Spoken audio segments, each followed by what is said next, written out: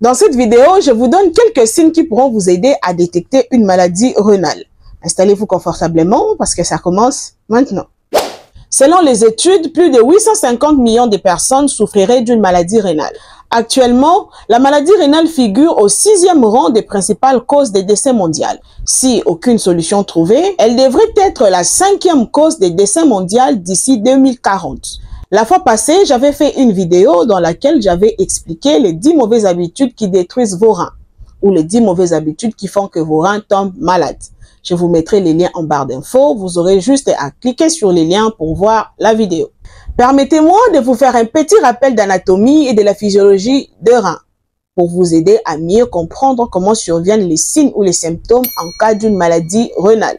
Les reins sont des organes vitaux qui assurent plusieurs fonctions dans l'organisme, un peu comparable à une machine à laver du corps, parce que il nettoie ou élimine les déchets ou les saletés du corps, entre autres l'urée, transportés par le sang et les évacue dans l'urine. Le rein sécrète aussi certaines vitamines et certaines hormones, indispensables à certaines fonctions dans le corps, comme l'érythropoïétine par exemple. C'est une hormone qui participe à la fabrication de globules rouges par la moelle osseuse. Nous avons aussi la rénine et l'angiotensine, qui sont des hormones sécrétées par les reins pour la régulation de la pression artérielle. Les reins produisent aussi la forme active de la vitamine D, qui grâce à elle, nous avons des dents saines et une bonne qualité des os. Toujours parmi ces fonctions, c'est-à-dire le rein, ils maintiennent constante la quantité d'eau et des sels minéraux dans l'organisme, comme le sodium et le potassium, en ajustant leur élimination urinaire, parce que lorsqu'ils sont trop éliminés ou moins éliminés, ça ne sera pas bon pour d'autres organes. Le potassium, par exemple, s'il est beaucoup trop éliminé ou moins éliminé, il peut entraîner un arrêt cardiaque. Le sodium, quant à lui, lorsqu'il est moins éliminé, il peut entraîner une hypertension artérielle. Donc, par là, vous comprenez que maintenir leur équilibre est très important. Les reins se situent sous les côtes, de part et d'autre de la colonne vertébrale, et non dans les bas du dos, comme laissent croire de nombreuses expressions populaires. Nous disposons généralement de 2 reins, mais il est possible de vivre tout à fait normalement avec un seul rein. D'ailleurs, certaines personnes naissent avec un seul rein et les découvrent qu'à l'âge adulte. Ok, depuis que je suis médecin, j'en ai déjà vu 4. C'est-à-dire la personne était venue pour autre chose et pendant qu'on faisait l'échographie abdominale, on a constaté que la personne n'avait qu'un seul rein. Oui, ça existe. Chez l'adulte, par exemple, le rein mesure environ 12 cm de long, 6 cm de large, 3 cm d'épaisseur et pèse environ 160 grammes. Sachez que les reins développent plusieurs maladies. Et aussi longtemps que ces maladies n'atteignent pas ou n'attaquent pas les filtres rénaux ou l'unité fonctionnelle de rein qu'on appelle néphron, ces maladies rénales resteront silencieuses et ne donneront aucun signe ou aucun symptôme. Tandis que lorsque ces maladies touchent les néphrons, en diminuant leur capacité d'éliminer ou de produire, c'est à ce moment-là qu'elles donneront des signes ou des symptômes d'insuffisance rénale. Donc, par là, vous comprenez que l'insuffisance rénale constitue une diminution plus ou moins importante de la capacité des reins à assurer leur fonction. Cette insuffisance rénale peut être aiguë, c'est-à-dire qu'elle peut survenir brutalement ou soudainement à cause d'une maladie, d'une infection, d'une intoxication ou d'une déshydratation qui attaque les filtres rénaux.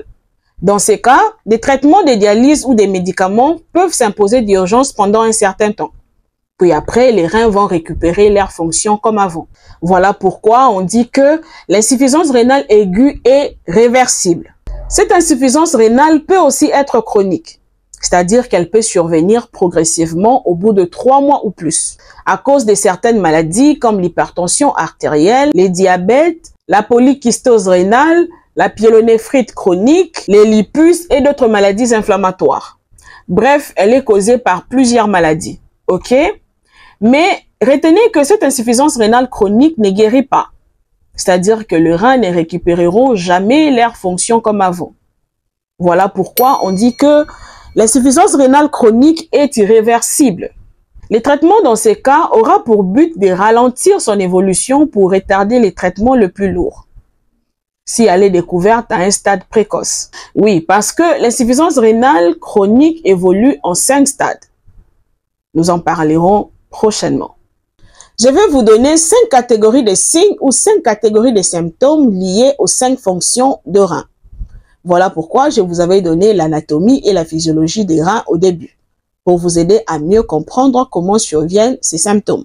Comme première catégorie de symptômes, nous avons des changements urinaires, tels que une difficulté à uriner, des douleurs pendant la miction, un besoin fréquent ou moins fréquent d'uriner que d'habitude, des urines de couleur plus foncée que d'habitude, des urines faibles ou au contraire plus abondantes et des urines mousseuses.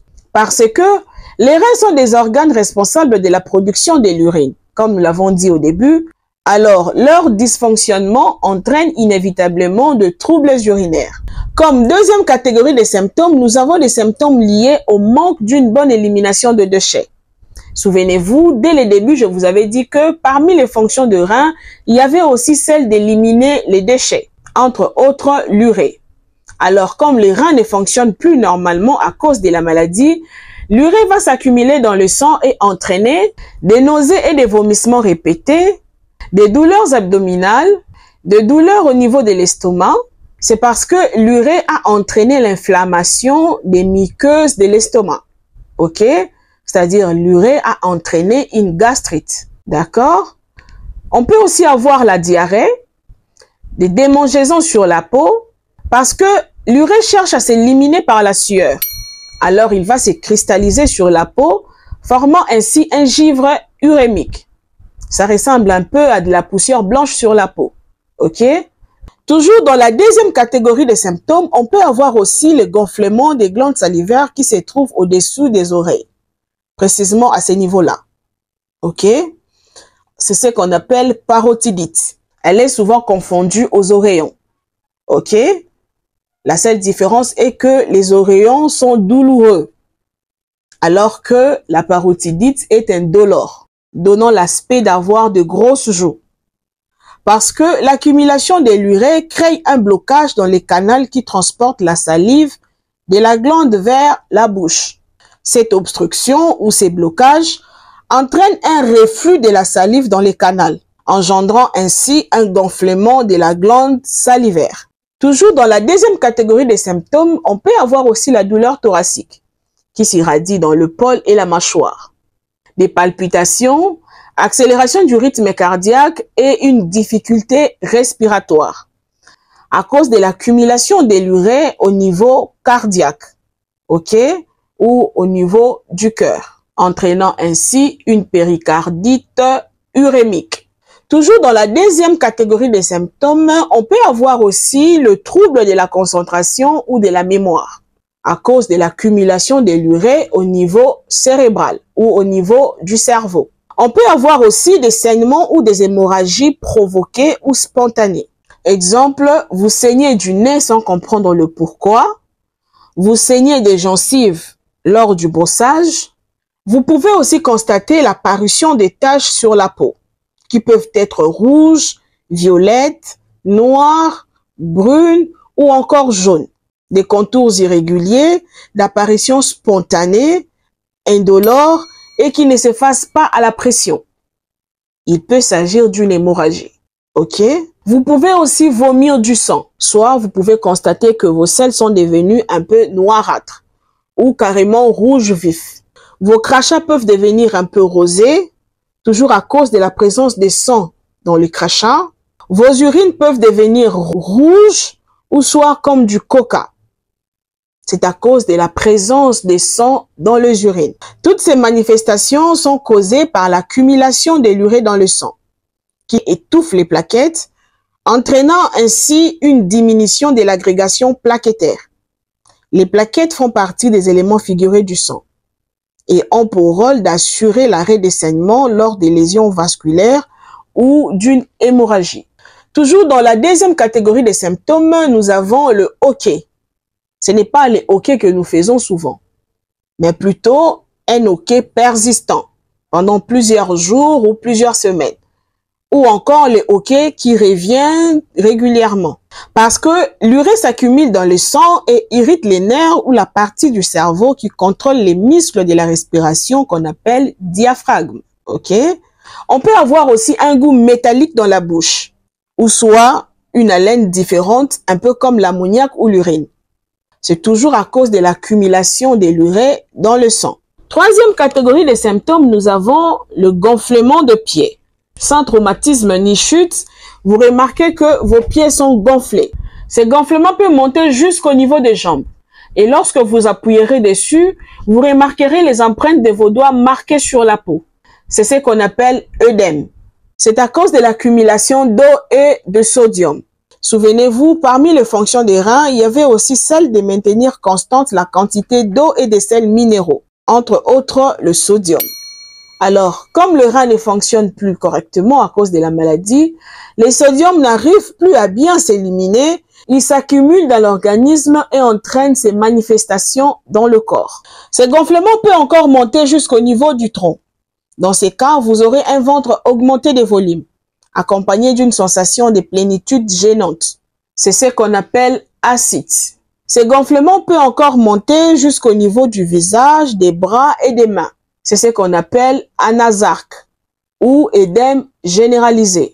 C'est toujours à cause de l'accumulation d'eau et de sodium. Quatrième catégorie de symptômes, nous avons des crampes musculaires et des douleurs osseuses qui peuvent entraîner des fractures pathologiques à cause de la fragilité des os due aux carences en calcium. Souvenez-vous, dès le début, je vous avais dit que parmi les fonctions de rein, il y avait aussi celle de produire la forme active de la vitamine D qui, grâce à elle, nous avons des dents saines et une bonne qualité des os. Alors, la forme active de la vitamine D entraîne l'absorption du calcium au niveau de l'organisme. Comme les reins sont malades, ils n'arrivent plus à assurer leur fonction comme il faut, d'où nous aurons une carence en calcium. Cinquième catégorie de symptômes, nous avons la pâleur cutanée et des muqueuses à cause de l'anémie. Cette anémie peut être causée par deux choses. La première chose, elle peut être causée par la baisse de la production d'érythropoïétine. Souvenez-vous, dès le début, nous avons vu que parmi les fonctions de rein, il y avait aussi celle de sécréter certaines vitamines et certaines hormones, comme l'érythropoïétine qui participe à la fabrication de globules rouges par la moelle osseuse. Alors, comme les reins sont malades, ils n'arrivent plus à assurer cette fonction, d'où on aura la baisse de la production d'érythropoïétine qui va se manifester par la pâleur cutanée et des muqueuses ou par l'anémie. La deuxième chose qui peut causer cette anémie est l'hémorragie. Souvenez-vous, parmi les symptômes cités dans la deuxième catégorie, il y avait aussi l'hémorragie causée par l'accumulation de l'urée. Alors, cette hémorragie peut aussi entraîner une anémie. Toujours dans la cinquième catégorie des symptômes, nous avons la fatigue intense, même après un repos suffisant, à cause de l'anémie. OK? Toujours dans la cinquième catégorie des symptômes, on peut avoir aussi une hypertension artérielle. Mais cette hypertension artérielle peut avoir deux causes. La première cause de cette hypertension artérielle peut être l'accumulation de sel ou de sodium dans l'organisme. Souvenez-vous, parmi les fonctions de rein, il y avait aussi celle de maintenir constante la quantité d'eau et de sels minéraux dans l'organisme, comme le sodium. Alors, comme les reins sont malades, ils n'arrivent plus à assurer cette fonction, d'où nous aurons l'accumulation de sodium au niveau de l'organisme et cette accumulation peut entraîner une hypertension artérielle. La deuxième cause de cette hypertension artérielle peut être la perturbation de la sécrétion des hormones, entre autres la rénine et l'angiotensine. Souvenez-vous, parmi les fonctions de rein, il y avait aussi celle de sécréter les hormones, entre autres la rénine et l'angiotensine pour la régulation de la pression artérielle. Alors, comme les reins sont malades, ils n'arrivent plus à assurer cette fonction, d'où il y aura un déséquilibre de la sécrétion de ces hormones, qui va se manifester par une hypertension artérielle.